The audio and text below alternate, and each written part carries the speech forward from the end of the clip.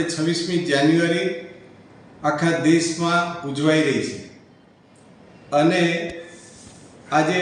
Shantaben Haribhai charitable ટ્રસ્ટની બધી સંસ્થાઓમાં ધ્વજવંદનના કાર્યક્રમો થઈ રહ્યા છે, જેવો કે વિદ્યાસભા, મેડિકલ કોલેજ, સંકુલ, વાસલ્યધામ. આજે મને ખુશીની લાગણી છે કે આપણો દેશ પ્રગતિમય રહ્યો છે અને આગળ વધતો જાય અને વધારે વધતો થાય અને આપણા દેશના નાગરિકને દેશ પ્રત્યે પ્રેમ વધે, બાળકોને પ્રેમ વધે, રાષ્ટ્ર માટે ગર્વ રહે અને રાષ્ટ્રને હંમેશા માટે વંદન કરતા રહે અને આગળ વધતા રહે એવી પ્રભુને પ્રાર્થના કરું.